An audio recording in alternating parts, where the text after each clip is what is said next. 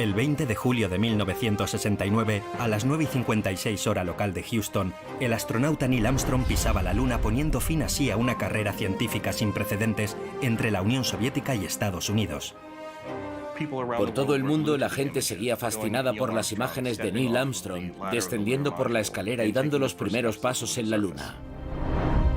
Sin duda, Apolo fue el programa espacial más ambicioso de toda la historia. Con una inversión de casi 132.000 millones de euros y la participación de más de 400.000 personas, hoy sería imposible repetirlo. Nada podía predecir que Estados Unidos superaría a los soviéticos en la carrera a la Luna. Era casi imposible en un plazo tan ajustado. Hoy el presupuesto de la NASA es de 19.000 millones de euros. En aquel momento era de 56.000 millones. Desde que terminó el programa Apolo, ningún ser humano ha vuelto a la Luna. De aquella increíble aventura solo quedan los recuerdos e imágenes deterioradas por el paso del tiempo. En las primeras imágenes es difícil distinguir algo. Si consigues ver el pie de Neil, sin duda es que ves mejor que yo. Pero ahora, gracias a las nuevas tecnologías, podemos reconstruir y revivir los momentos clave de este impresionante programa espacial, como nunca antes se había visto. Ingenieros, directores de vuelo, astronautas, periodistas, todos han accedido a contarnos los años más intensos de la carrera espacial, sus mejores momentos y sus tragedias. Escuchamos los gritos de terror de la tripulación antes de morir. Es una historia que pudo terminar antes de comenzar con la trágica muerte de los primeros astronautas del Apolo 1 y la explosión del Apolo 13. Inmediatamente sentí cómo se me cerraba el estómago, porque sabía que ya no podríamos alunizar. Vamos a salvar a esos hombres. El fracaso no es una opción. Pero en el mes de julio de 1969, el Apolo 11 tenía una cita con la leyenda. Era la apuesta de un presidente y de todo un país.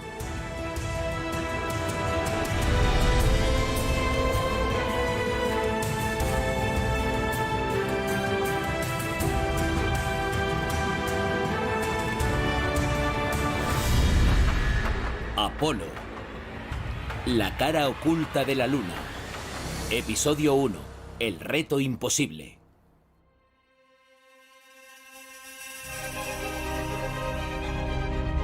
...18 de julio de 1969... ...a 88.000 kilómetros de la Luna.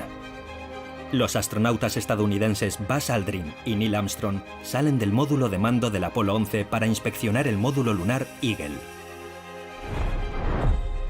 El módulo lunar es la máquina más hermosa jamás imaginada y construida. Algunos aspectos de su diseño fueron un auténtico desafío. La nave tenía que ser muy potente, resistente y robusta, pero lo más ligera posible. 2 días después, la increíble nave estadounidense intenta el primer alunizaje humano de la historia. La tensión es palpable. El módulo lunar, de 7 metros de altura, nunca ha sido probado en condiciones reales. Y en la sala de control de Houston, se preparan para lo peor. No creía que fuéramos a lograrlo con esa misión. Yo pensaba que conseguiríamos alunizar al 4º intento. Estados Unidos estaba preparado para que los astronautas murieran en la Luna. Volver atrás no es posible. La nave espacial Apolo, unida al módulo lunar Eagle, se dirige a la Luna preparándose para entrar en su órbita. Unos meses antes, las misiones Apolo 8 y 10 habían completado con éxito el mismo viaje. Sin embargo, hay una diferencia importante. El Apolo 11 tendrá que posarse en la Luna y regresar.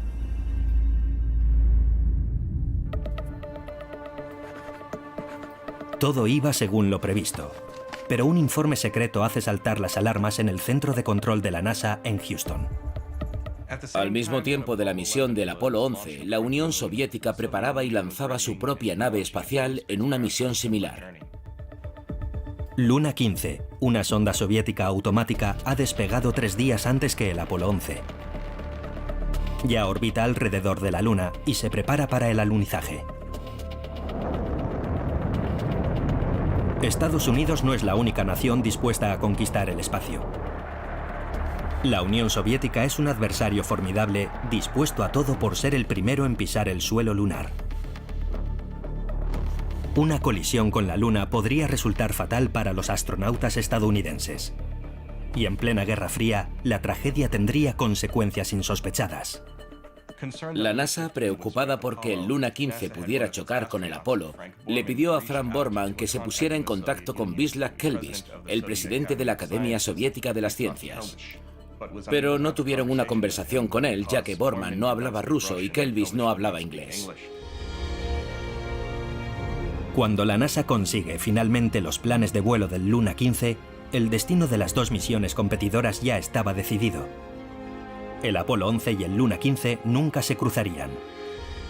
El primero haría historia. El segundo, el soviético, se estrellaría contra el mar de las crisis, 13 horas después del primer paso en la Luna de Neil Armstrong.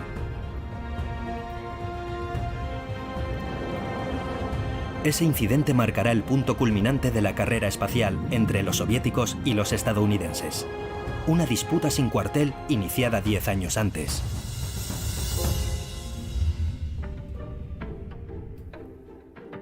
...4 de octubre de 1957. Una pequeña sonda de 60 centímetros de diámetro se sitúa en órbita a 900 kilómetros de la Tierra. Se llama Sputnik 1 y es soviética. Su inolvidable pitido es un auténtico desafío para Estados Unidos en una guerra fría en la que la carrera científica entre las 2 potencias es en realidad militar. La comunidad científica y los servicios de inteligencia estadounidenses sabían que los rusos lanzarían un satélite hacia 1957. Era aterrador, porque si podían lanzar un satélite, también podían lanzar una ojiva nuclear. Estados Unidos tiene que demostrar que el espacio también le pertenece. El programa Vanguard es su respuesta al satélite soviético. Casi 2 meses después del éxito del Sputnik, ante las cámaras de todo el mundo, se realiza un lanzamiento de prueba. El cohete se elevó unos 60 centímetros del suelo, pero desgraciadamente luego cayó y se estrelló. El estallido del satélite Vanguard a 1 metro del suelo es una humillación para la superpotencia estadounidense. El fracaso resulta insoportable. Los rusos habían lanzado con éxito el Sputnik. Después del accidente del Vanguard, el titular de la prensa fue Kaputnik, porque habíamos sufrido una humillación. La carrera espacial había comenzado.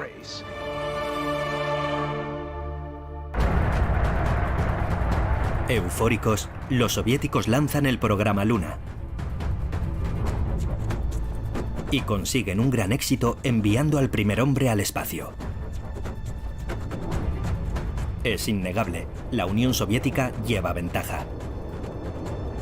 Los rusos tenían cohetes más grandes y también lanzaderas más potentes que volaban más alto y más lejos. Yuri Gagarin fue el primer ser humano que viajó al espacio. Pero Estados Unidos tiene una ventaja importante: el dinero. Porque tras los bastidores, un ejército de talentos trabaja en una agencia espacial creada 3 años antes, la NASA. La agencia estadounidense responsable de desarrollar los proyectos civiles de exploración espacial. John Fitzgerald Kennedy, el recién elegido presidente, será la figura de ese nuevo Estados Unidos triunfal.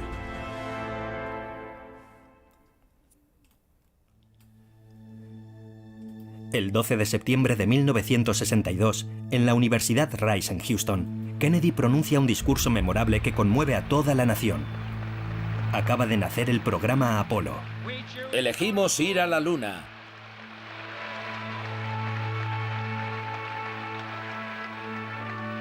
Hemos elegido ir a la Luna en esta década y afrontar otros desafíos, no porque sea fácil, sino porque es difícil. John Kennedy dio muchos discursos a lo largo de su carrera política. Pero en ese discurso destaca un verbo, el verbo elegir. Él dijo, elegimos ir a la Luna. Y eso dice mucho sobre la iniciativa estadounidense y su voluntad de ser la pionera en este campo. Nuestro segundo cohete Atlas había explotado y solo habíamos lanzado a Alan Shepard. Solo teníamos 20 minutos de experiencia en vuelos tripulados. Nunca habíamos estado en órbita y nos desafiaron a conquistar la Luna.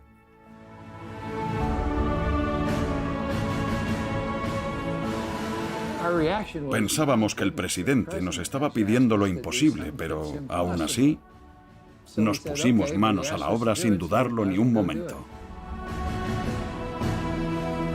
Es, en efecto, una apuesta casi imposible para un programa que promete ser colosal y cuyo presupuesto provisional asustará al mismísimo Kennedy. Poco después de lanzar el reto del alunizaje, el presidente Kennedy intentó retractarse de sus palabras, argumentando que podría ser extremadamente caro y peligroso. Pero el presidente llegará hasta el final afirmando que Estados Unidos estará en la Luna antes de que finalice la década de los 60. Pero él no vivirá el tiempo suficiente para verlo. El 22 de noviembre de 1963, a las 12:30, el presidente de los Estados Unidos es asesinado en Dallas, Texas. Pero su llamamiento había sido escuchado.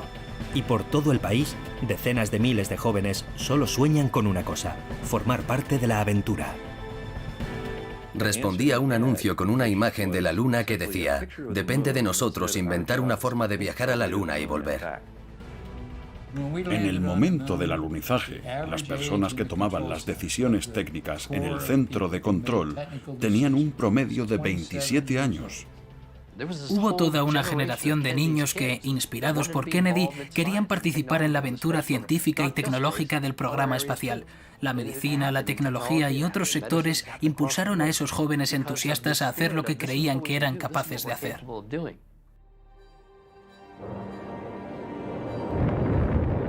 En 1967, los programas Mercury y luego Gemini, lanzados tras la creación de la NASA, alcanzaron sus objetivos. La agencia estadounidense se muestra confiada y comienza los vuelos de prueba tripulados del programa Apolo. La misión AS-204, posteriormente rebautizada como Apolo 1, se preparó en un tiempo récord. En su esfuerzo por llegar a la Luna antes que la Unión Soviética, la NASA trabajó muy rápido, al igual que sus contratistas. Los astronautas describían trabajar allí como una carrera contrarreloj y se esforzaron mucho en preparar una nave para viajar lo antes posible.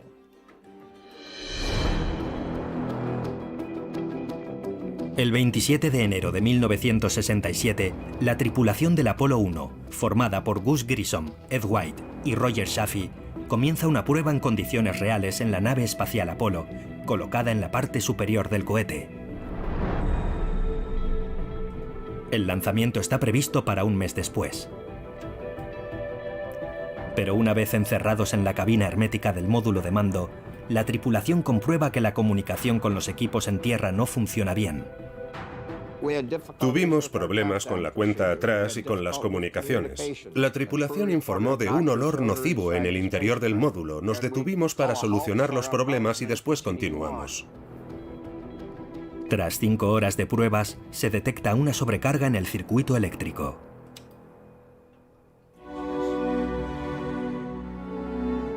A las 6:27 de esa mañana, la cuenta atrás se detuvo antes de cambiar de la alimentación exterior de la rampa de lanzamiento a la alimentación interior de la nave.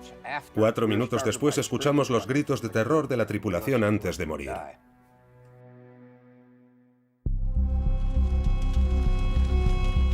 Una chispa convierte el módulo, lleno de oxígeno puro, en un infierno. La violencia del fuego es tal que los 3 astronautas mueren al instante. Hemos recuperado la grabación de sonido de la cabina en el momento del accidente. ¡Mira! ¡La cabina se incendia! ¡Hay un incendio! ¡Nos quemamos!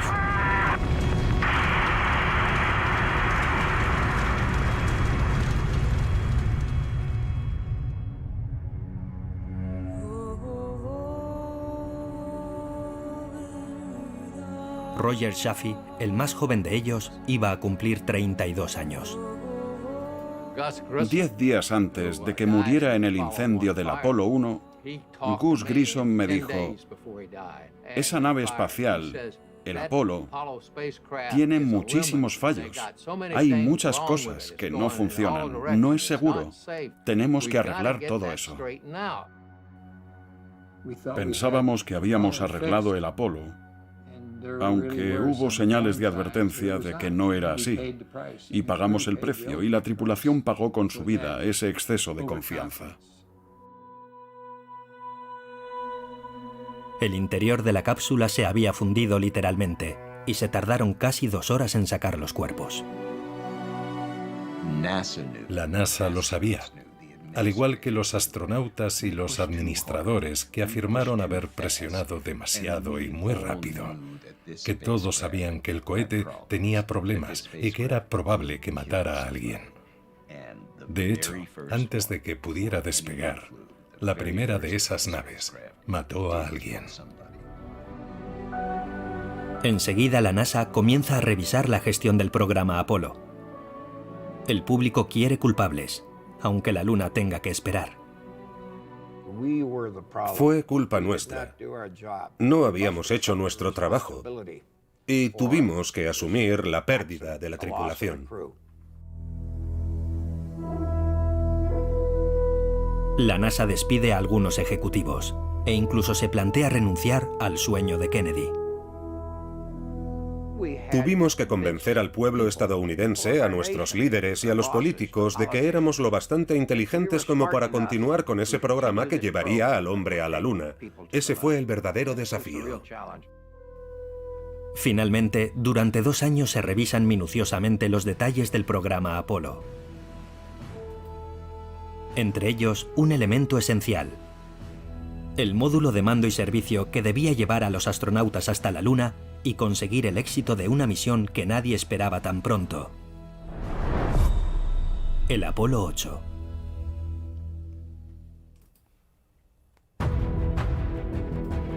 Antes del accidente del Apolo 1, la NASA estaba segura de haber fabricado la mejor nave espacial de la historia. El CSM, el módulo de mando y servicio, compuesto por 2 elementos esenciales. Uno, que contiene los elementos de supervivencia, el combustible y los sistemas de propulsión, y otro, en el que viaja la tripulación. La nave espacial Apolo era una maravilla de la ingeniería y muy compleja. El panel de instrumentos del módulo de mando tenía casi 500 interruptores. Solo el módulo de mando volverá a la Tierra, pero el viaje lo someterá a una dura prueba. Es un auténtico quebradero de cabeza para la empresa encargada de su fabricación. Aunque pocos lo saben, la NASA no era la única responsable de la fabricación de los elementos del programa Apolo. Por primera vez en la historia, una agencia espacial movilizaría un número sin precedentes de subcontratistas. La gente olvida que el 90% del dinero gastado por la NASA en la carrera espacial fue a parar a proveedores estadounidenses. De hecho, había miles de proveedores y subcontratistas por todo el país encargados de fabricar cada componente del Apolo. A mediados de los años 60, cuando el programa estaba en su apogeo, la NASA tenía 36.000 empleados y 360.000 contratistas. Por tanto, éramos casi 400.000 personas en total.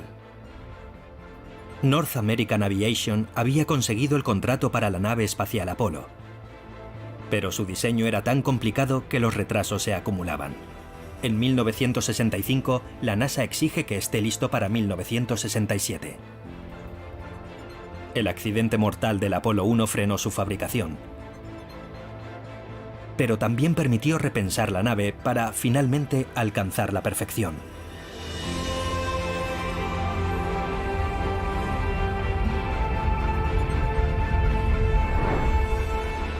El programa Apolo podía continuar. Pero tras varias misiones de prueba culminadas con éxito, un informe confidencial iba a cambiar los planes de la NASA, que decide entonces asumir un riesgo considerable. En la primavera de 1968, la CIA descubre que la Unión Soviética va a lanzar una misión tripulada del programa Zond alrededor de la Luna antes de que finalice el año. La información cae como una bomba en la NASA. Parecía que los rusos tenían prisa por enviar un cosmonauta a la Luna a tiempo para el aniversario de la Revolución de Octubre, y los estadounidenses temían que pudieran mandar a un hombre allí antes que ellos y que nos vencieran. Hay que recordar que Apolo no era un programa de exploración, sino uno para derrotar a la Unión Soviética. El cohete y el módulo de mando del Apolo estaban listos, pero el módulo lunar no. Así que se decidió cambiar el programa de las misiones de prueba y de intentar enviar astronautas a la Luna apresuradamente. El módulo lunar, el último eslabón del programa que debía separarse de la nave y aterrizar en la Luna, aún no está preparado. Era imposible probarlo en el espacio sin tripulación. Pero para que Estados Unidos sea el primero en poner una tripulación en órbita alrededor de la Luna, la NASA decide prescindir del módulo lunar y adelantar el lanzamiento. Las pruebas tendrán que esperar, y contra todo pronóstico, al Apolo 8 se le encomienda un objetivo hasta entonces inconcebible. 4 meses antes del lanzamiento del Apolo 8, la NASA tomó la escandalosa decisión de lanzar el Apolo 9 antes que el Apolo 8, pero no para que hiciera un vuelo en órbita alrededor de la Tierra. El mensaje era: ya conocen la misión, lleven la nave a la Luna, orbiten 10 veces alrededor de ella y vuelvan a casa. Eso cambiará nuestro programa y a la humanidad. Bill Anders, que en un primer momento debía probar el módulo lunar en vuelo, aceptó la misión con James Lovell y Frank Borman. La tripulación había planeado pasar la Navidad en familia en Acapulco, pero en su lugar tendría que pasarla en órbita alrededor de la Luna sin ninguna garantía de éxito. El 21 de diciembre de 1968, la tripulación está en lo más alto del cohete Saturno V, muy cerca del lugar del lanzamiento en el que los hombres del Apolo 1 habían perdido la vida 2 años antes. A las 7:51 despega Saturno V. Habíamos simulado prácticamente todos los aspectos de la misión, con todos los fallos imaginables. Pero no habíamos previsto el efecto de las vibraciones en el momento del lanzamiento. Fue sencillamente increíble. Era tan ruidoso que no podías oír tus pensamientos. Era tan violento que te sacudía como a una rata entre los dientes de un terrier. Yo pensé: Dios mío, si nunca simulamos esto, ¿qué otras cosas pasamos por alto? Yo creo que fue la misión más arriesgada en la historia del programa Apolo. Todo lo estábamos haciendo por primera vez. El software a bordo de la nave, el centro de control de la misión y todas las técnicas de navegación tenían que probarse.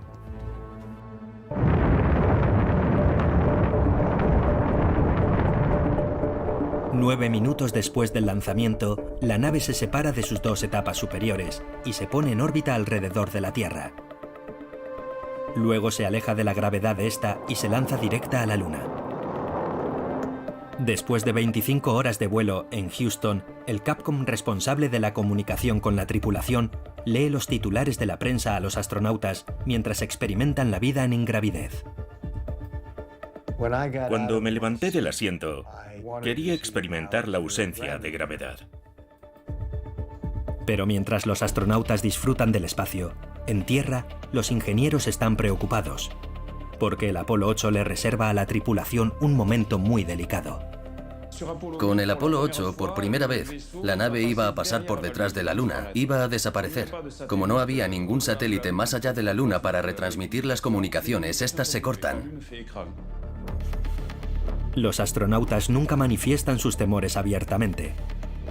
Durante 32 minutos, 3 hombres permanecen aislados del mundo y a su suerte en el espacio. ¿Y si todo no saliera según lo previsto? El Apolo 8 fue como: Dios mío, ¿Y si algo sale mal?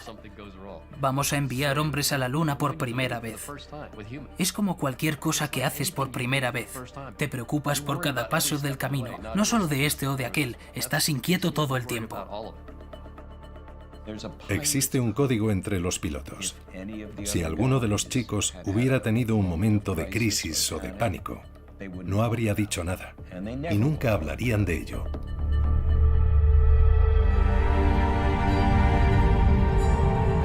El Apolo 8 será la misión que permitirá a los humanos ver con sus propios ojos la cara oculta de la Luna, aquella que nunca podremos ver. Nos sorprendió mucho ver lo accidentada que era la cara oculta de la Luna en comparación con su cara visible, tan uniforme. Aún se desconoce a qué se debe esa diferencia. Lovell y Anders están tan fascinados por la cara oculta que Borman tiene que recordarles que se concentren en una maniobra excepcionalmente complicada. Cuando se cumplen 69 horas de vuelo, la nave debe ponerse en órbita alrededor de la Luna. Para hacerlo, los propulsores volverán a funcionar durante 4 minutos. La maniobra de inserción orbital lunar era muy peligrosa. Si manteníamos los motores encendidos durante mucho tiempo, corríamos el peligro de estrellarnos en la Luna. Pero si no permanecían encendidos lo suficiente, podíamos salir de la órbita lunar al espacio y terminar solo Dios sabe dónde. Los astronautas describieron este episodio como los 4 minutos más largos de sus vidas. Pero todo salió según lo previsto. Hacen un reconocimiento de los lugares de aterrizaje posibles para las próximas misiones, pero ellos no tendrán la oportunidad de aterrizar en la Luna. Desde su habitáculo, el impresionante panorama les deja sin aliento. Hasta tal punto que, tras varias órbitas lunares, el comandante a bordo ordena a sus hombres que duerman algunas horas. Will Anders protestó. Se negaba. Seguía mirando por la ventana, pero Borman le dijo: «Vamos, no discutas y acuéstate». En efecto, lo que acaban de contemplar es algo nunca visto. Los astronautas asombrados toman 700 fotografías. Una de ellas, excepcional, dará la vuelta al mundo.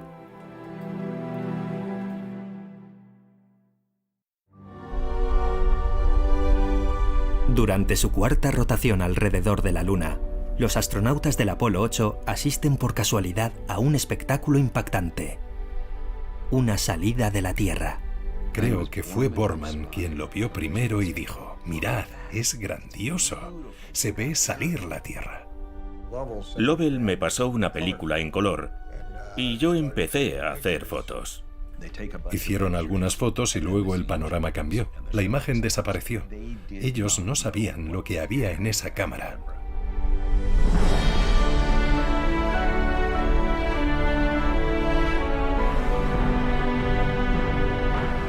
Una de estas fotografías, atribuida a Bill Anders, se convertiría en una imagen icónica. Sin embargo, algunos historiadores son menos categóricos respecto al autor de la foto. Uno de los astronautas, aún no sabemos con seguridad quién, consiguió hacer la icónica foto conocida como la salida de la Tierra, que todo el mundo consideró inmediatamente una imagen asombrosa. Habían hecho decenas de fotografías, pero en pocos meses esta foto se convirtió en el símbolo de toda la misión y de nuestro mundo.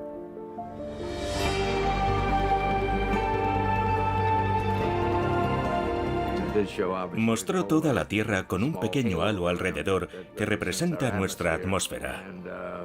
Y es una imagen preciosa, comparada con la Luna.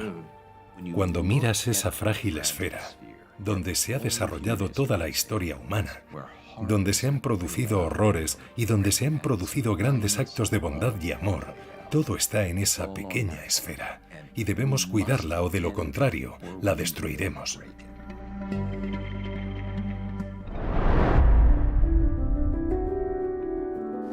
La NASA comprende rápidamente el interés de filmar y de retransmitir las imágenes desde el espacio. Pero el objetivo no solo es espectacular. También es necesario justificar la ingente cantidad de dinero gastado en esta carrera. Sabían de la importancia de las imágenes desde la misión Mercury, en la que había participado John Glenn. Fue él quien llevó su propia cámara, una de 35 milímetros que había comprado en una droguería. Nadie le había proporcionado el material. Él hizo esas fotos y las reveló cuando volvió a la Tierra, y esas imágenes se volvieron icónicas. La NASA siempre quiso justificarse ante el público y el Congreso porque el país gastaba tanto dinero en viajar al espacio. Y los astronautas eran quienes mejor podían explicarlo. Por esa razón, la NASA decide retransmitir en directo a todo el mundo el 24 de diciembre la vida de la tripulación del Apolo 8. Una especie de programa de telerrealidad en el espacio en 1968. 1.000 millones de mujeres y hombres en 64 países seguirán las imágenes del módulo de mando y de la Luna a través de los ojos de buey. El éxito es tal que la NASA decide que haya cámaras en todas las misiones del programa Apolo. Para cerrar este directo sin precedentes, la agencia le ha pedido al comandante Frank Borman que elija un texto que leerá desde el espacio al mundo entero.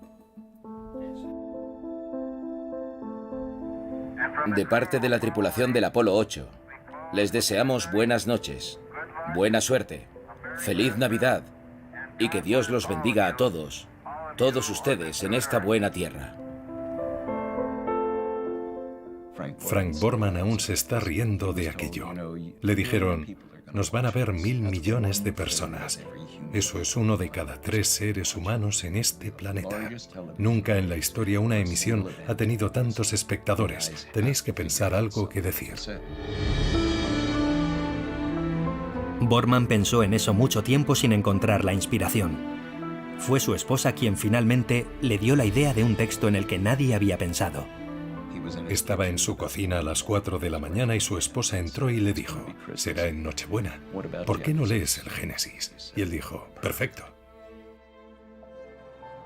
En el principio Dios creó el cielo y la tierra estaba vacía y sin forma, y las tinieblas cubrían la faz del abismo.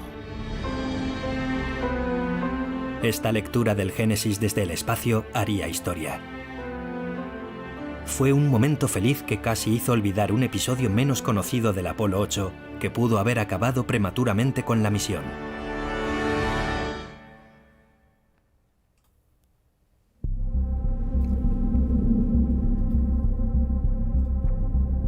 Los astronautas del Apolo 8 habían despegado hacía solo 18 horas. El comandante estaba agotado. Las primeras horas habían sido extenuantes. Frank Borman decidió tomarse un descanso porque, como comandante, estaba sometido a un estrés mucho mayor. Así que se tomó una pastilla para dormir y se tumbó. Poco después se disculpó. Había sufrido muchos vómitos violentos y diarrea. En el espacio confinado de la cápsula se desata el pánico. Yo cogí una máscara de oxígeno y se la puse a Lovell. Él me dijo, no debes usar eso, es por si se produce un incendio. Le dije, sí, la uso porque el olor es insoportable. Y había trocitos por todas partes. Y llevábamos unas toallitas de papel como las de los aviones para limpiarte las manos. Y las usamos para intentar coger todos esos pedacitos. Borman fue uno de los primeros astronautas que tuvo un síndrome de adaptación espacial. Cuando te mueves un poco en la ingravidez, te desorientas. El oído interno tiene problemas para orientarse y eso te puede provocar náuseas. Ignorando los consejos de Lovell y Anders, Borman insiste en ocultar el incidente al Capcom. La razón es sencilla. Sabe perfectamente que Houston anulará la misión por razones sanitarias. Después de unos largos minutos, Borman accede a informar a la NASA, pero a través de un canal confidencial al que el público en general no tiene acceso. Informaron a la NASA a través de un canal privado, nadie más podía oírlo. El médico de vuelo les dijo, voy a abortar la misión, quiero que regresen a casa. Al final, como suele suceder, Borman se acostumbró al mal del espacio después de 24 horas. Ningún piloto reconocerá nunca ante el médico de vuelo que no está en condiciones de volar. Wally Schirach enfermó durante el Apolo 7. Frank Borman enfermó durante el Apolo 8. Armstrong y Lovell se resfriaron volviendo de la Luna en el Apolo 11. Hay muchos otros casos similares, aunque nunca nadie quiso admitirlo. El síndrome del espacio será una realidad para la mayoría de las tripulaciones, porque la vida a 400.000 kilómetros de la Tierra está lejos de ser un cuento de hadas.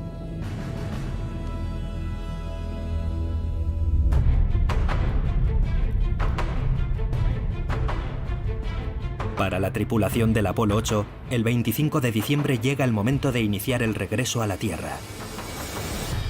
Es una de las etapas más delicadas de la misión.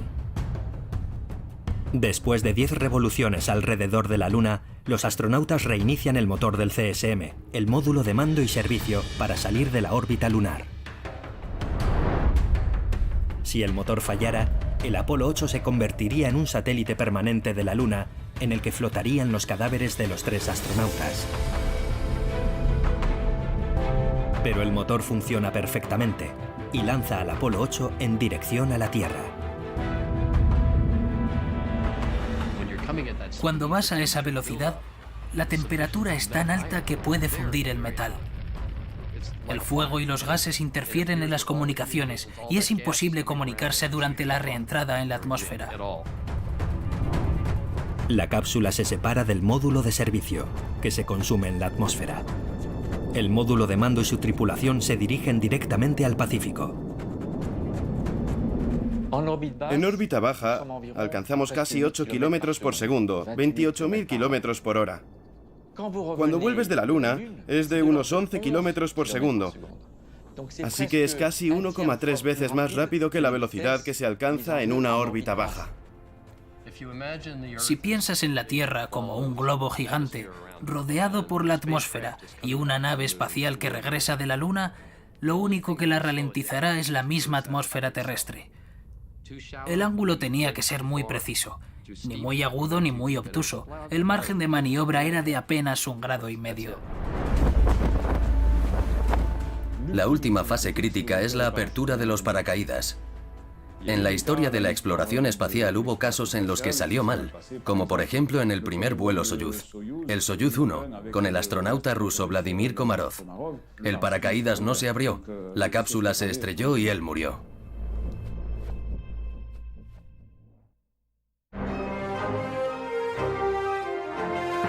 El 27 de diciembre de 1968, el Apolo 8 entra en la leyenda y Frank Borman, James Lovell y Bill Anders se convierten en héroes nacionales. Cuando se lanzó el Apolo 8, había luna nueva, una luna creciente muy delgada. Aún hoy, cuando la miro en el momento del mes en que está en su fase creciente, siento un escalofrío. Todas esas imágenes me recuerdan cuando fuimos allí. Envalentonada, la NASA decide que está preparada para aterrizar en la Luna, después de 2 pruebas más. La agencia programa 12 nuevas misiones, hasta el Apolo 20, para enviar a un total de 20 astronautas a la Luna. Pero la historia no saldrá como estaba previsto.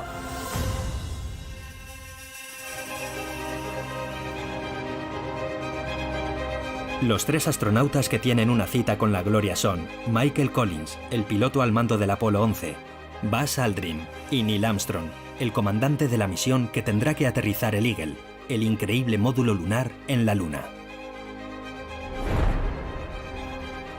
Para probarlo en la Tierra, la NASA solo tiene una solución: poner a punto un aparato extraño y eficaz, pero impredecible y particularmente peligroso. Se creó una nave un poco especial que pudiera volar en la atmósfera terrestre, pero a su vez, que se pudiera probar en la Tierra y reprodujera las reacciones que tendría en una aproximación lunar. Ese aparato era peligroso. Hubo varios accidentes, uno de ellos durante un vuelo pilotado por Neil Armstrong. El 6 de mayo de 1968, el futuro héroe del Apolo 11 estaba en mitad de un vuelo de prueba cuando perdió el control del aparato. Su calma le salvaría la vida. Si se hubiera eyectado 1 o 2 segundos después, habría muerto. Él tomó la decisión correcta en un instante, sin que el tono de su voz revelara el más mínimo rastro de pánico o de duda. Su carácter permitiría a Neil Armstrong manejar sin estrés el alunizaje del Eagle, que podría haber terminado en tragedia. Tener una personalidad fuera de lo común era uno de los criterios de selección para la NASA. Porque en 1966, durante el programa Gemini que preparaba el programa Apolo, Neil Armstrong se convirtió en un héroe por primera vez. Cuando se interrumpió el contacto con la cápsula del Gemini 8, en la NASA todos pensaron que habían perdido a la tripulación. Pero la sangre fría de Armstrong salvó la misión. ¿Quién si no habría podido salvar el Apolo 11 durante el alunizaje?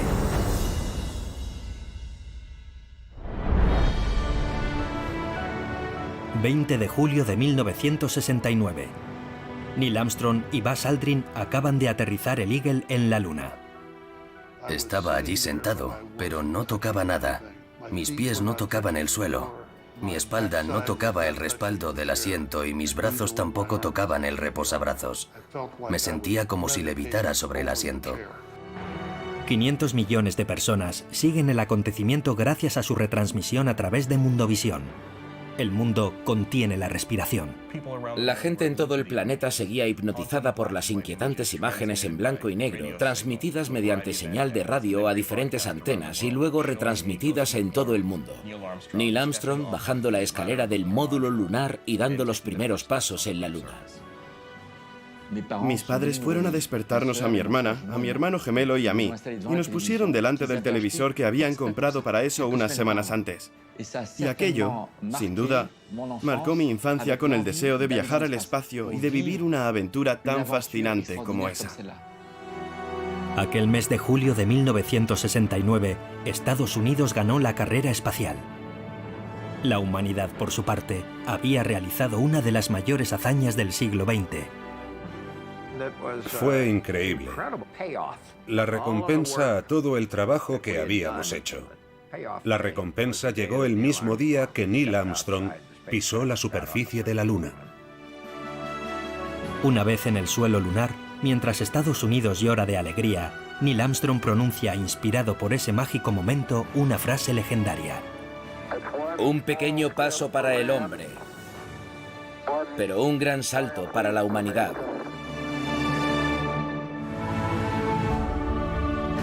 Una vez de regreso en la Tierra, Armstrong les dirá a todos que había improvisado. Habría que esperar hasta su muerte en 2012 para conocer finalmente la verdad sobre esas 13 palabras pertenecientes, como el Apolo 11, a la leyenda.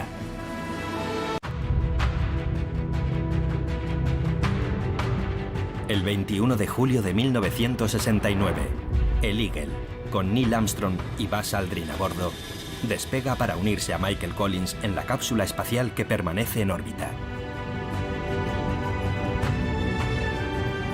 Dos hombres acaban de pasear por la Luna. El triunfo de Estados Unidos casi logra hacer olvidar los numerosos contratiempos de esta fascinante aventura. El momento de mayor tensión se produjo a mitad de camino a la Luna.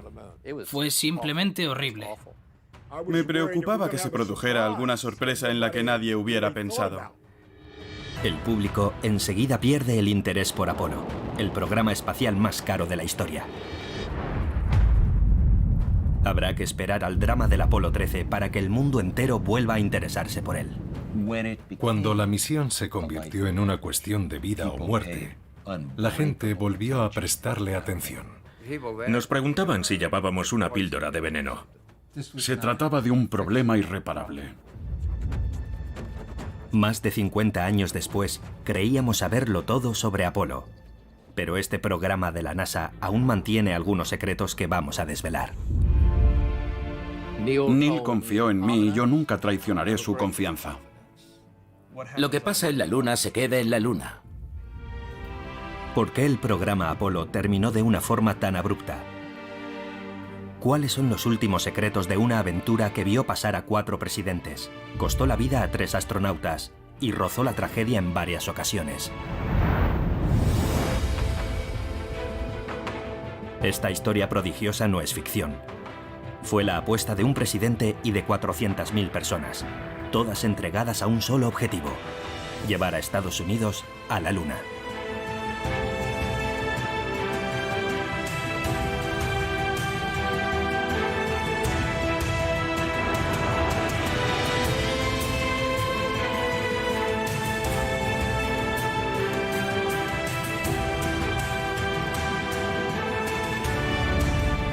Apolo, la cara oculta de la Luna.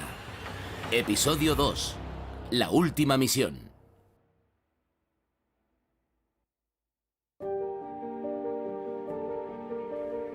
Antes de abandonar la Luna, en la que llevaban más de 21 horas, Neil Armstrong y Buzz Aldrin arrojan un paquete por la puerta aún abierta del módulo lunar.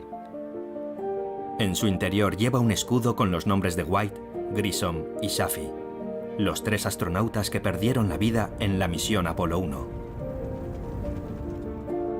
Pero el paquete contiene también otros objetos simbólicos, más personales, autorizados por la NASA. Nos permitían llevar un neceser con objetos personales. Tenía que ser muy pequeño, con un peso limitado y envasado al vacío. Yo llevaba en él, como todos, lo que mis familiares y amigos me habían pedido que llevara por ellos. Pero en el neceser de Neil Armstrong viaja algo que no aparece en ningún registro de la misión. Un objeto íntimo en recuerdo de su hija Karen, fallecida a los 2 años y medio. Neil había perdido a su hija. Él la llamaba Muffy, y a un pequeño cráter lunar que llamó un cráter bebé lo bautizó como el cráter de Muffy. En la Luna dejó también algo que había pertenecido a Muffy. Yo sé lo que es, pero nunca lo he contado, porque Neil confió en mí y yo nunca traicionaré su confianza. Pocas personas saben qué fue lo que dejó de su hija en la Luna. Cuando Neil Armstrong falleció el 25 de agosto de 2012 a los 82 años, el astronauta se llevó con él ese secreto y muchos otros a la tumba. Secretos que todavía hoy siguen alimentando, con razón o sin ella, la leyenda que comenzó hace casi 45 años, a mediados de un mes de julio.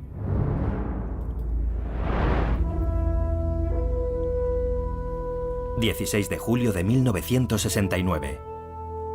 A las 9:32, una multitud se agolpa alrededor de la tribuna oficial de Cabo Kennedy, en Florida. Algunas personas han pasado la noche allí para no perderse el gran acontecimiento. Había más de 1 millón de personas en torno a Cabo Kennedy. Ya no cabían más. Las carreteras estaban atascadas. 3.500 periodistas de 55 países habían viajado hasta allí para asistir al acontecimiento: el lanzamiento del cohete Saturno V, que llevaría a 3 hombres a la Luna. En lo más alto de la lanzadera, a más de 100 metros de altura, los astronautas esperan la cuenta atrás sentados sobre el equivalente a 540 toneladas de TNT. La tripulación va en un pequeño habitáculo en la parte superior. Eso significa que al final solo el 1% de lo que despega se usa para la misión de llegar a la Luna y volver. En el momento del lanzamiento, el cohete Saturno V, aparte de la bomba atómica, es el artefacto humano que ha producido el sonido más potente jamás registrado.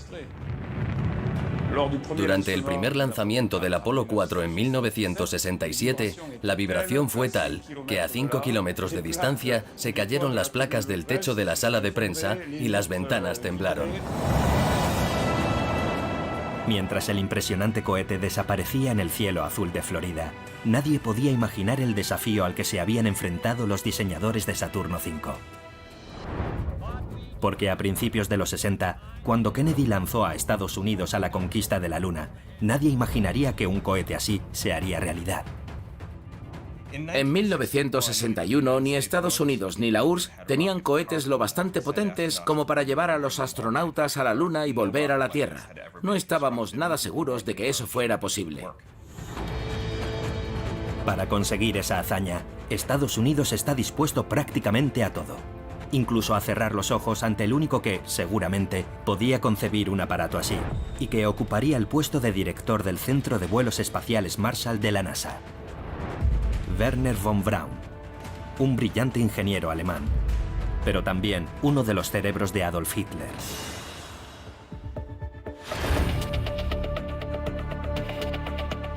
Wernher von Braun es un personaje histórico singular. Era nazi y todos los que llegaron con él habían trabajado para los nazis. Sabían mucho sobre cohetes. Durante la Segunda Guerra Mundial diseñaron el V-2, el primer misil balístico. Wernher von Braun puso su talento al servicio de la NASA, igual que unos años antes lo había puesto al servicio de la dictadura nazi.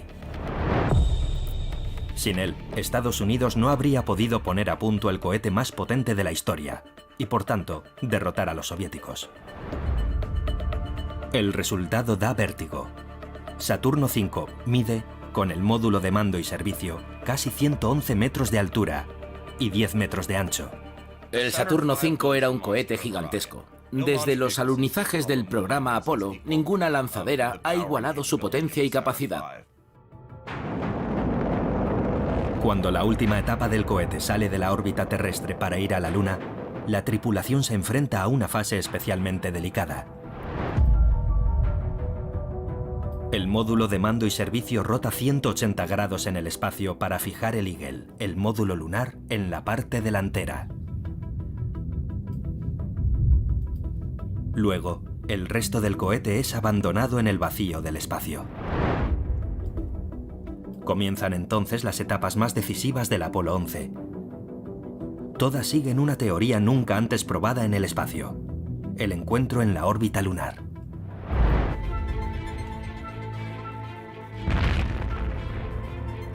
Ya en 1959, antes incluso de la profecía de Kennedy, la NASA llevó a cabo una serie de estudios sobre la mejor técnica para enviar un hombre a la Luna. En este momento, se barajaron 3 posibles técnicas para intentar llegar a la Luna. Inicialmente, los ingenieros pensaron en enviar una sola nave que volvería a despegar desde la Luna. También se consideró construir una estación espacial que sirviera como base de apoyo. La tercera opción es descartada. Consiste en utilizar un único y potente cohete para enviar 3 módulos a la Luna. Solo descendería uno de ellos, el módulo lunar, mientras que el módulo de comando y servicio permanecería en órbita esperándolo. Pero nadie lo toma en serio. En ese momento histórico, un hombre está especialmente preocupado. Su nombre es John Houbolt.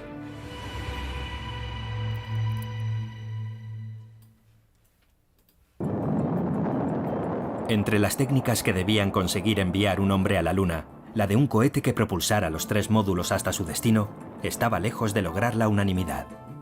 Pero un hombre consiguió, gracias a su perseverancia, que todos aceptaran su visión.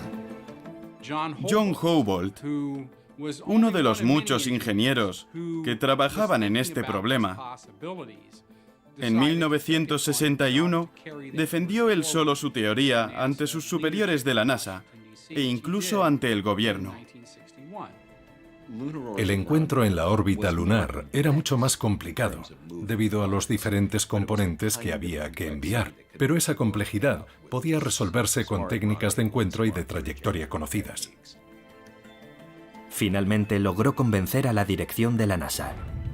Y en 1962 se eligió el encuentro orbital lunar como método para llegar a la Luna y volver.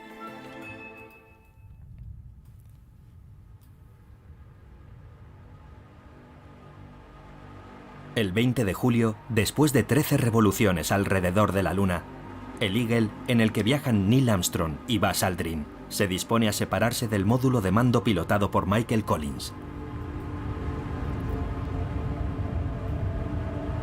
Por primera vez en la historia, 2 astronautas se aproximan para aterrizar en la Luna. En Houston, en la sala de control, los ingenieros contienen la respiración. Cuando el módulo lunar se separó del módulo de mando, fue muy emocionante. Iban a aterrizar en la Luna. Cuando el módulo lunar propulsado desciende sobre la Luna, Armstrong y Aldrin vuelven a sentir el peso de sus cuerpos. Saben que la Luna está muy cerca y que ejerce su poder de atracción. Neil encuentra el lugar para alunizar. Todo sale según lo previsto. Pero a 1830 metros de la superficie lunar, los ordenadores del Eagle se iluminan. Suenan las alarmas y los errores 1202 y 1201 aparecen en la pantalla. El momento de mayor tensión ocurrió a mitad de camino a la superficie de la Luna, cuando saltaron varias alarmas porque los ordenadores no tenían capacidad para hacer tantas tareas y solo podían ocuparse de lo esencial: la orientación, la navegación y el control. Solo unos días antes, descubrieron haciendo simulaciones que, cuando ejecutaban los dos sistemas que llevaban a bordo para aterrizar, el ordenador se sobrecargaba y saltaba la alarma 1201. Distraído por la alarma, Armstrong no se da cuenta de que la computadora de a bordo los está llevando hacia un cráter. El Eagle puede estrellarse contra el suelo lunar. La misión corre peligro. Pero lo que ocurre en la cabina de vuelo es excepcional. Neil Armstrong, con una tranquilidad pasmosa, cambia a modo manual y se juega el todo por el todo. Los astronautas estamos entrenados para tener una mentalidad de solucionadores de problemas, y Neil Armstrong la tenía. Las reservas de combustible se agotan. Debe encontrar un sitio para aterrizar urgentemente. Solo disponen de 60 segundos. Solo les quedaba un 3% de combustible cuando aterrizaron. Si hubieran tardado unos segundos más, se habrían visto obligados a abortar la misión. A diferencia de un coche, no entras en reserva y puedes decir, aún puedo hacer 20 kilómetros y llegar a una gasolinera. En el módulo lunar, cuando el indicador marca 0, el motor se detiene.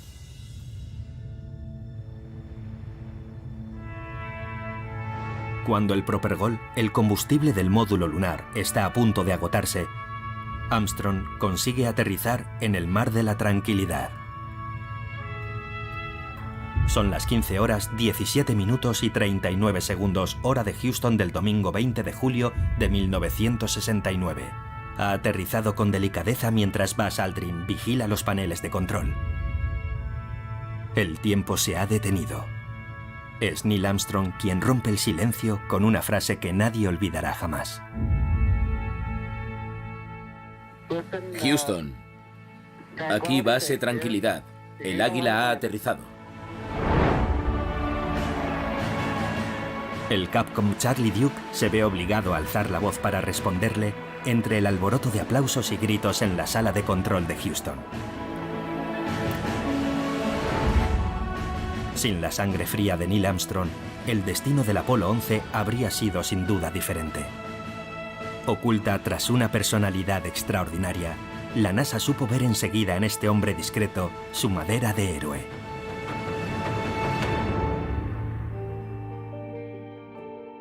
Cuando le preguntas a Neil Armstrong cómo fue estar en la Luna, es un poco frustrante. Su respuesta clásica es: solo estaba haciendo mi trabajo. Era muy reservado. Resultaba difícil acceder a Neil.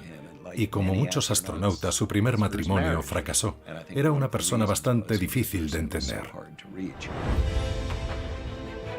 Además de los astronautas, otro elemento sería clave para el éxito: el módulo lunar. Un aparato único e increíblemente complejo de fabricar.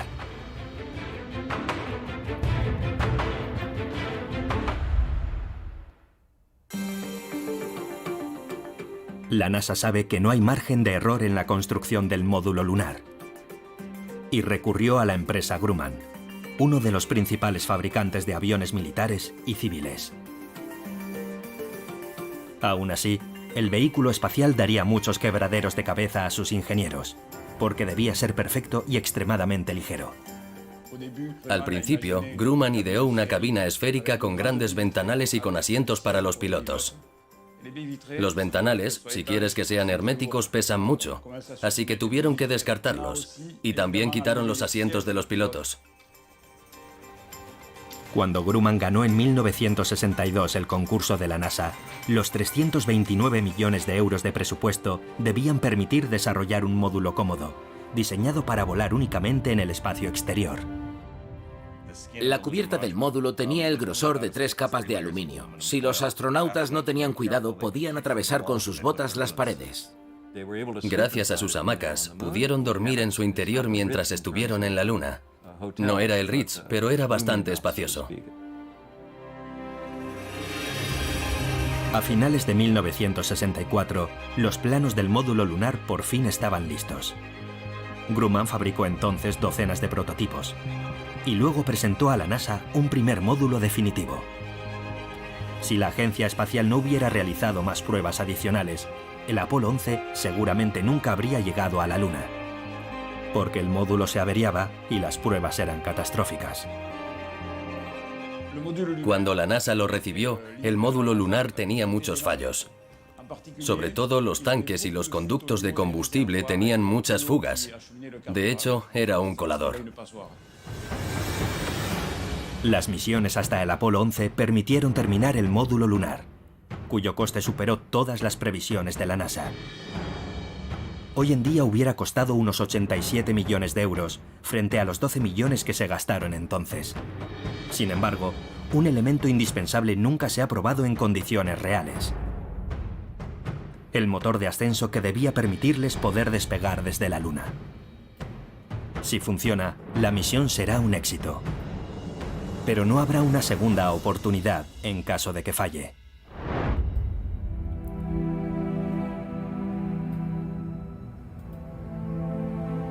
Armstrong y Aldrin intentan no pensar en el fatídico momento de abandonar la Luna, porque por el momento, el silencio que los envuelve es sideral. Se encuentran en un astro desolado, vacío y estéril. Pero, ¿quién será el primero en pisar ese suelo virgen? Entre bastidores, la decisión de la NASA genera muchas controversias y decepciones nunca reconocidas. Buzz Aldrin creyó durante mucho tiempo que él sería el primero en caminar sobre la Luna. Yo creo que Dick Slayton, entonces el astronauta jefe, manejó muy mal la situación y que solo complicó las cosas. La decisión sería, sin embargo, de una lógica impecable. Como piloto del módulo lunar, Armstrong, situado junto a la escotilla, saldría el primero más fácilmente. Aunque a Buzz Aldrin le habría gustado ser el primer hombre en caminar sobre la Luna, él no era el comandante de la misión y no tenía la autoridad para tomar esa decisión.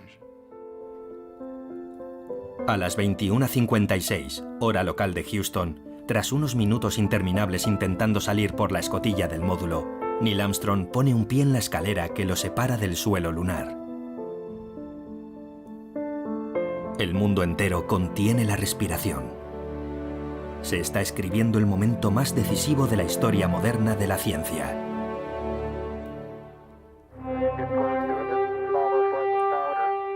En los televisores en blanco y negro, la imagen borrosa que transmite la cámara del módulo lunar es suficiente para unir a toda la Tierra.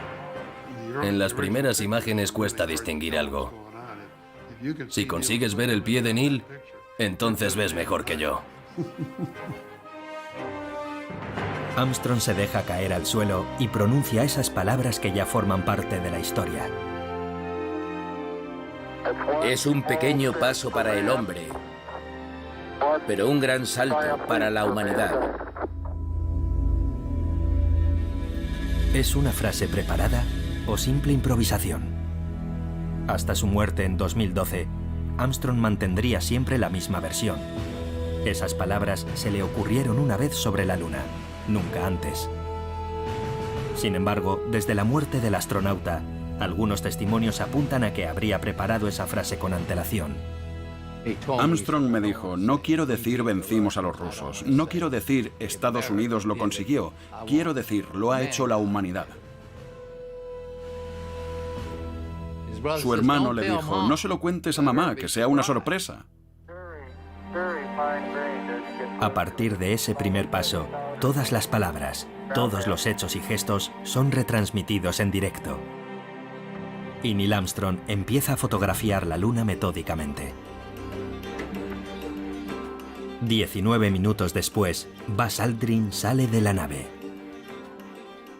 Cuando Buzz salió del módulo para bajar, le dijo a Neil: me dispongo a cerrar la puerta. Y Neil le dijo con cierta ironía: no la cierres con llave. Si se hubieran quedado fuera, habrían tenido un problema.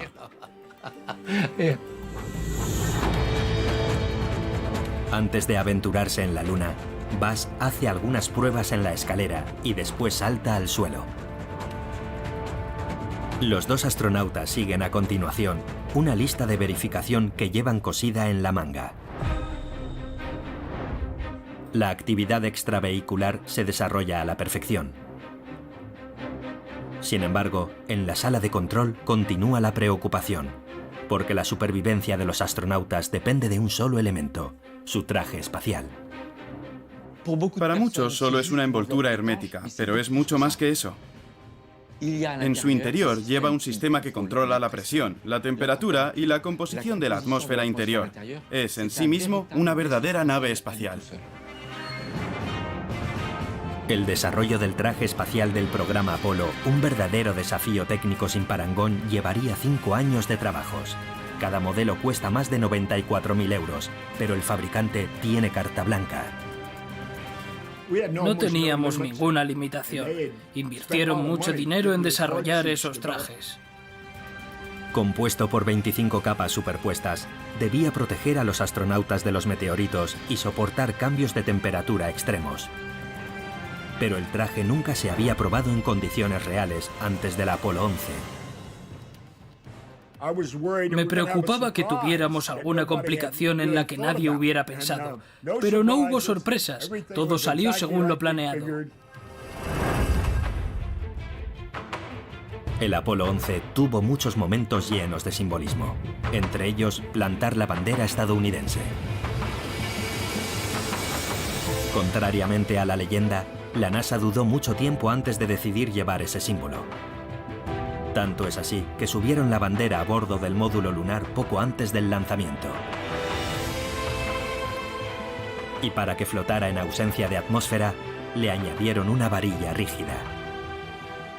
El momento en que Armstrong y Aldrin plantan la bandera estadounidense es en última instancia el símbolo del triunfo. En ese momento, mientras los astronautas describían todo lo que van a hacer, dejan de hablar. Y puede que eso dure unos 10 minutos. Es muchísimo tiempo. Un momento de recogimiento o de duda. Nadie lo sabe.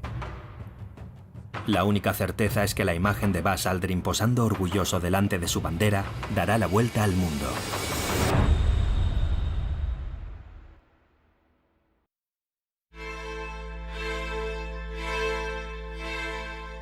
La misión es interrumpida por una llamada de Richard Nixon, el presidente de los Estados Unidos. Hola, Neil y Buzz. Les estoy hablando por teléfono desde el despacho oval de la Casa Blanca. Y esta sin duda debe ser la llamada telefónica más histórica jamás realizada desde la Casa Blanca. Delante de la cámara, los dos astronautas escuchan las palabras de su presidente, abrumados por la importancia del momento. Solo Armstrong toma la palabra. Gracias, señor presidente. Para nosotros es un gran honor y un privilegio estar aquí.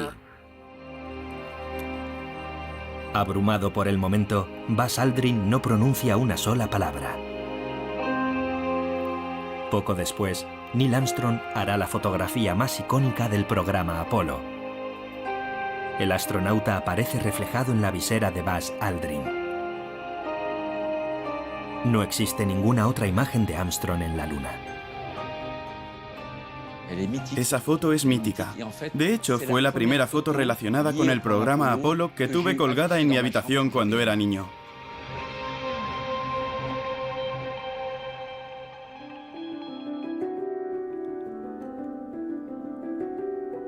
Los dos astronautas llevan 2 horas fuera del módulo lunar y ya es hora de regresar. Cuando los científicos supieron que la salida extravehicular solo duraría 2 horas, se sintieron muy decepcionados. Ellos querían hacer muchas cosas. Armstrong y Aldrin no caminaron por la Luna, pisotearon la Luna. Solo Armstrong, al final de su salida, se aleja y lo vemos desaparecer. Hizo una foto del lugar del aterrizaje desde lejos. Y hasta que no vimos esa foto, cuando regresaron, no supimos que se había alejado. Neil Armstrong y Buzz Aldrin también trajeron con ellos lo que formaría el primer banco de muestras lunares.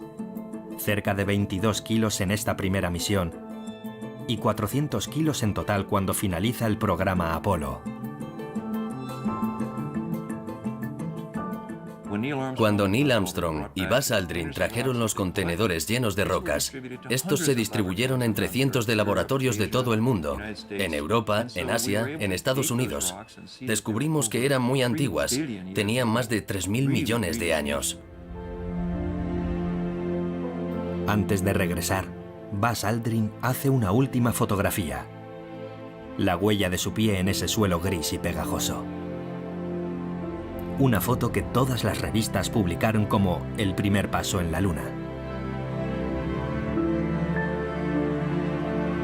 En realidad, las constantes idas y venidas de los astronautas habían borrado ya el verdadero primer paso de Neil Armstrong. Esta fotografía muestra más bien uno de sus últimos pasos.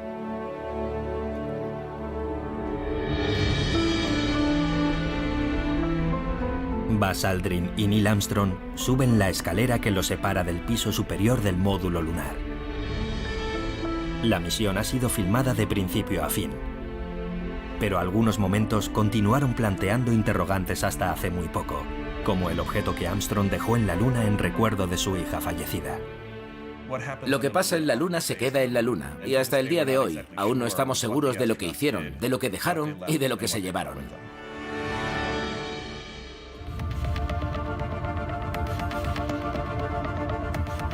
Michael Collins, que lleva más de 24 horas orbitando solo en el módulo de mando, se prepara para recibir a sus compañeros. Nunca tendrá la oportunidad de ver la Luna de cerca, pero su papel ha sido fundamental. Michael Collins tenía una responsabilidad tremenda: recoger a sus compañeros o regresar sin ellos. Él estaba preparado para eso. El único temor de Collins es que el motor de ascenso del módulo lunar no funcione, porque nunca se ha probado en condiciones reales. La etapa de ascenso, que estaba situada en la base cuadrada del módulo lunar, tenía su propio motor, un motor muy potente. Cuando se encendía, despegaba como una bengala, pero era totalmente incontrolable. Te llevaba de vuelta a la órbita.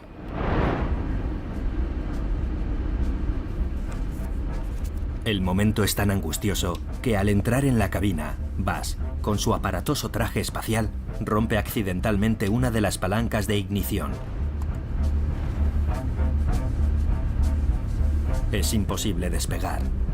Es un nuevo imprevisto para una misión de regreso que ya prometía ser peligrosa. El presidente Nixon ya tenía un discurso de despedida en caso de que se produjera una tragedia. El presidente Nixon tenía preparado un discurso en el que se celebraba los éxitos de los astronautas y pedía al país que recordara su sacrificio. El destino ha querido que los hombres que fueron a la Luna a explorar en paz se quedaran en la Luna a descansar en paz.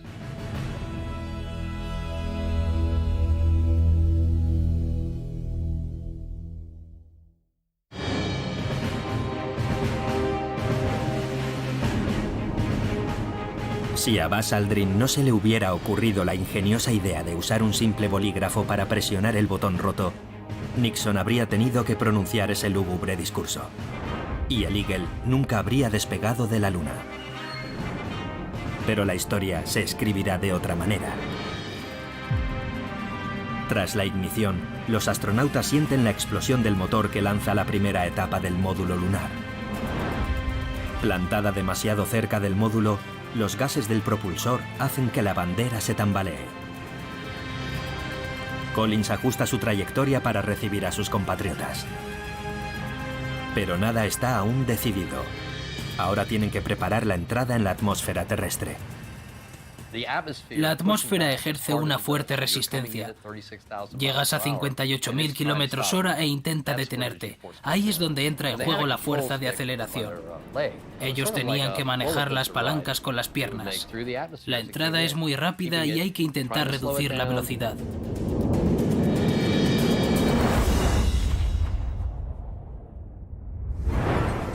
El 24 de julio de 1969, casi 200 horas después del lanzamiento, la cápsula del Apolo 11 cae en el Pacífico. Desinfectaron la nave espacial a fondo y los astronautas fueron puestos en cuarentena nada más llegar. Se analizaron las muestras y enseguida quedó claro que en la Luna no hay vida y que por lo tanto no había ningún riesgo de contaminación.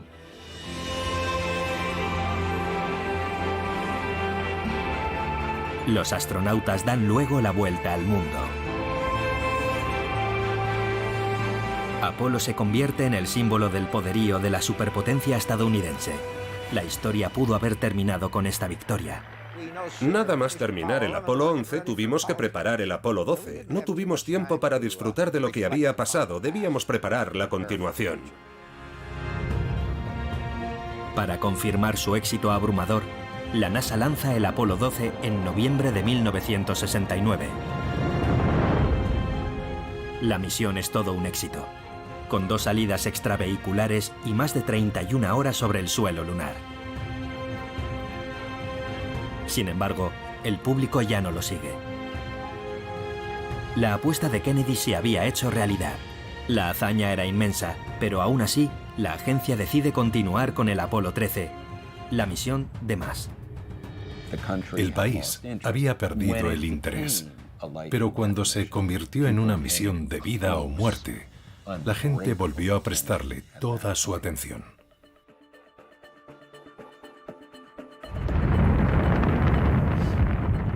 El 11 de abril de 1970, James Lovell, Jack Swigert y Fred Haise despegan a bordo de la misión Apolo 13 ante la indiferencia general. Tras 55 horas de vuelo, Swigert realiza una tarea rutinaria en los tanques de hidrógeno y oxígeno. Pocos minutos después, los astronautas sienten una sacudida y toda la nave comienza a vibrar. Los 2 vehículos eran metálicos. La sensación era como de estar metido en una gran lata de conservas a la que golpearan con un mazo. El ruido y la vibración eran muy fuertes. Ellos aún no lo saben, pero el depósito de oxígeno número 2 acaba de explotar. Por un instante, creen que han chocado con un meteorito. Jim Lovell regresaba flotando a la nave nodriza a través del módulo de mando cuando lanzó este mensaje. Houston, tenemos un problema. Al principio dijimos, sea cual sea el problema, lo arreglaremos. Pero enseguida nos dimos cuenta que se trataba de un problema irreparable. Las alarmas y las luces de emergencia enloquecieron. La tensión en los sistemas eléctricos empezó a caer. En pocos minutos, el pequeño problema inicial se convierte en una situación desesperada. Sin energía y sin oxígeno, los astronautas no tienen ninguna posibilidad de sobrevivir. Las alternativas eran terribles. Quedarse atrapados en el espacio sin posibilidad de volver. O estrellarse contra la superficie de la Luna.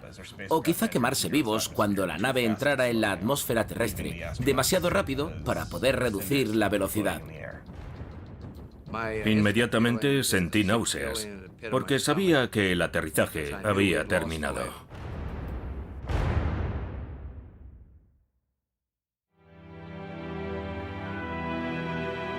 A 320.000 kilómetros de distancia, en la Tierra, se desata el pánico. Houston da por terminada la misión del Apolo 13 y ahora intenta salvar a sus 3 hombres. Jim Kranz, el director de vuelo, nos miró a todos y dijo, vamos a traer de vuelta a estos hombres. El fracaso no es una opción. Kranz les había dicho a todos que guardaran silencio.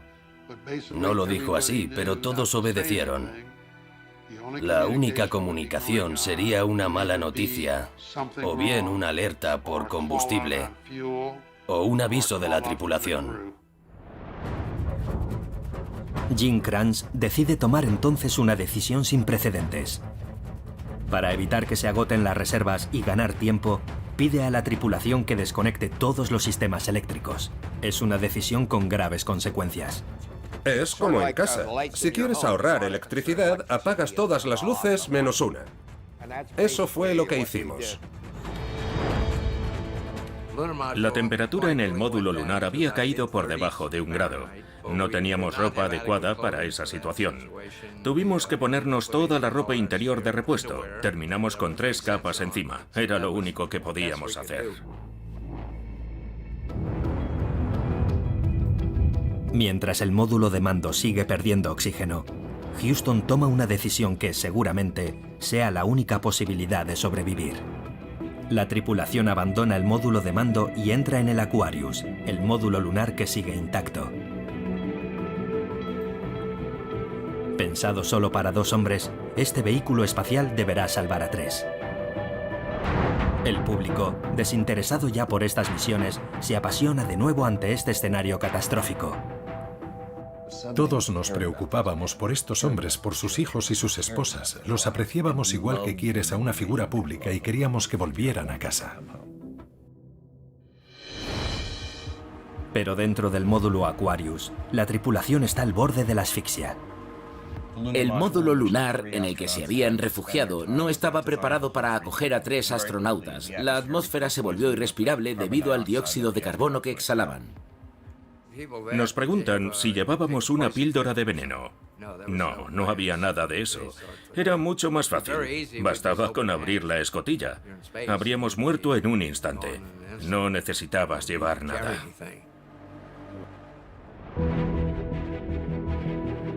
En cuestión de minutos, Houston tiene una idea genial. Adaptar los filtros más eficientes del módulo de mando al Aquarius para poder purificar el aire. Tuvimos que improvisar con los filtros de forma cuadrada que había en el módulo de mando fuera de servicio, y los adaptamos a los modelos redondos del módulo lunar. La idea funciona a la perfección y permitirá a la tripulación ganar unas horas más de vida para poder resistir hasta el final. Pilotando en modo manual, Swigert y Hayes corrigen la trayectoria de las 2 naves para volver a la Tierra. Pero con el módulo de mando solo parcialmente funcional, la maniobra es peligrosa. Lovell llega incluso a usar su reloj para cronometrar el encendido de los motores. No podíamos correr ningún riesgo. No podíamos ver las estrellas debido al campo de fragmentos producidos por la explosión que rodeaba la nave.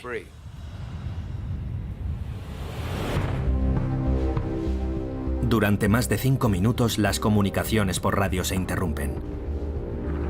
Para Houston resulta imposible saber si la tripulación está siguiendo la trayectoria correcta.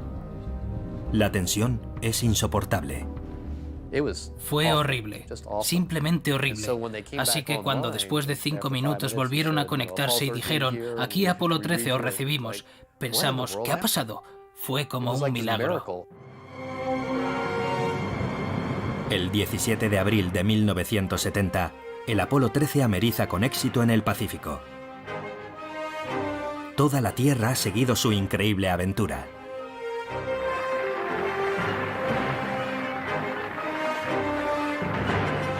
Lo que hizo el Apolo 13 fue maravilloso. Si esa gran aventura de la humanidad no hubiera sucedido en la realidad, alguien la habría escrito como una gran obra de ficción. Fue una gran historia sobre el ingenio y la inteligencia humana.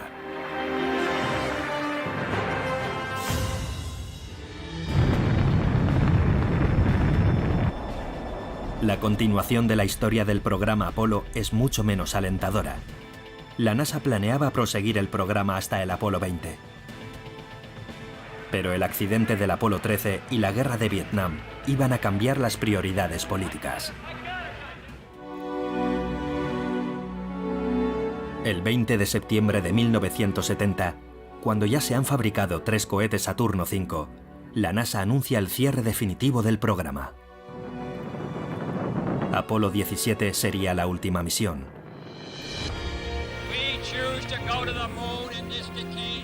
Si Kennedy entusiasmó a todo el país con su profecía y llevó a un total de 12 astronautas a la Luna, Nixon es el hombre que hace añicos ese sueño. El presidente dijo, esta puede ser la última vez en este siglo. Y todos pensamos, hemos trabajado muy duro, hemos llegado a la Luna, hemos conseguido muchas cosas y ahora no vamos a volver. Renunciamos a nuestra ventaja. Nixon asumió públicamente que antes de que finalice el siglo XX no volveríamos a la Luna.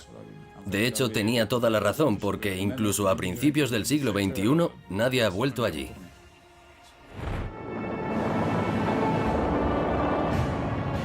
La Agencia Espacial Americana nunca volvería a vivir la exaltación de la década del programa Apolo. Las repercusiones científicas y políticas del programa fueron considerables. Pero, después de semejante hazaña, ¿se podía llegar más lejos? Muchos se preguntan cuál será el siguiente paso. ¿Qué vamos a hacer ahora? Nadie ha vuelto a la Luna desde hace medio siglo, y el presupuesto ha disminuido considerablemente. Pero los científicos siguen soñando con una próxima etapa a decenas de millones de kilómetros de nuestra Tierra. Hoy el presupuesto de la NASA es de unos 19.000 millones de euros. En aquel momento era de 56.000 millones. Y queremos ir a Marte. Siempre podemos hacerlo mejor de lo que creemos. Mirad Apolo. Era prácticamente imposible hacerlo en el plazo que teníamos, casi imposible. Y sin embargo, lo conseguimos. Esa es la mejor forma de ver las cosas.